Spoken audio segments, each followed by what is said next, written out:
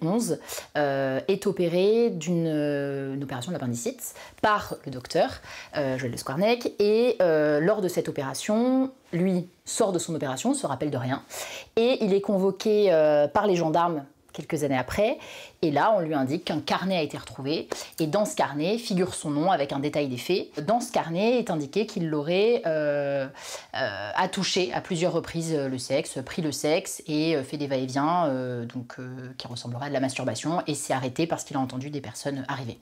Mon client, il a été un peu en état de sidération, c'est-à-dire qu'au début il s'est pas rendu compte. Il a une approche très particulière. En fait, il se sent pas, c'est un peu particulier ce que je vais dire, mais il se sent pas traumatisé, notamment sexuellement. Il n'a pas de séquelles, il a pas, y en a qui ont eu des séquelles, notamment dans leur vie intime après, etc. Lui, ça n'a pas été le cas, notamment parce que c'est ce qu'il m'a dit. Il m'a dit, moi, je m'en rappelle pas.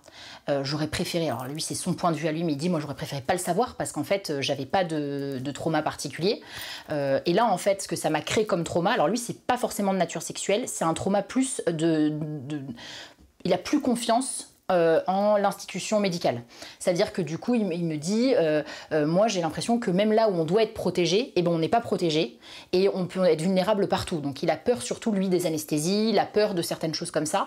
Il est traumatisé de ça, en fait, du fait de perdre le contrôle. Quand bien même il me dit qu'il n'est pas traumatisé par certaines choses, notamment de manière sexuelle et la médiatisation, etc., ben, il l'a pas dit à ses parents. Donc c'est le seul qui est au courant de cette affaire, alors qu'elle est surmédiatisée, hein, donc tout le monde est un peu au courant de ce qui se passe, surtout dans la région dans laquelle ça s'est déroulé et dans laquelle il est jugé.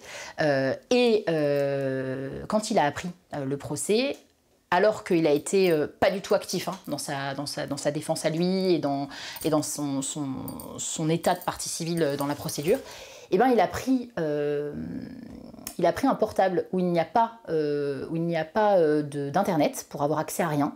Et il est parti faire un pèlerinage à Jérusalem à pied. Donc il est parti tout seul avec son sac à dos. Donc quand je l'ai eu au téléphone il y a un mois au début du procès, il était en Grèce.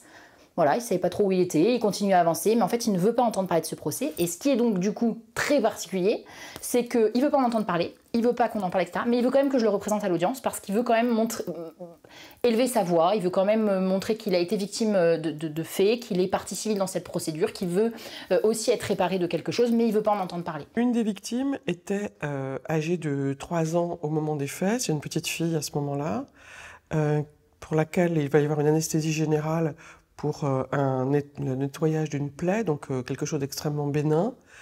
Et le docteur Le Squarnec va agresser sexuellement cette petite fille.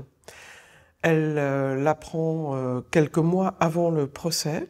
Ses parents, elle est encore mineure, ses parents l'ont appris par les gendarmes, ont été évidemment en état de choc et ont passé plusieurs années à se demander à quel moment ils allaient informer cette adolescente maintenant de ce que, alors qu'elle était une toute petite fille, elle avait été agressée par ce chirurgien dont elle n'a évidemment aucun souvenir. Donc ça a été, je pense, ils se sont fait aider, mais ça a été un casse-tête psychologique et affectif important pour ces personnes que de se demander à quel moment ils allaient révéler une histoire extrêmement traumatique à leur jeune fille, qui était une toute petite fille au moment des faits. Cette jeune fille et ses parents ont décidé, et je les approuve grandement, d'échapper au procès, de ne pas y être présent, de me laisser les représenter, de manière à se tenir écarté au plus loin de la perversité de Joël Le Squarnec. Je défends par ailleurs un homme qui a été agressé sexuellement à Ancenis alors qu'il était adolescent et alors qu'il n'était pas anesthésié. Le docteur Le Squarnec est venu à 2 reprises dans sa chambre pour abuser de lui. Et cet homme, adulte, qui travaille, inséré, lui a pris par les gendarmes l'immensité des dégâts commis par le docteur Le Squarnec. Il s'est constitué partie civile, il a suivi l'instruction, il suit le procès autant que ça lui est possible. Et pour lui, les jours passés au procès sont des jours extrêmement douloureux. À la fois, il trouve dans la présence des autres victimes une solidarité et une compréhension de la difficulté dans laquelle il se trouve, et à la fois l'exposition à la perversité de l'accusé lui est insoutenable.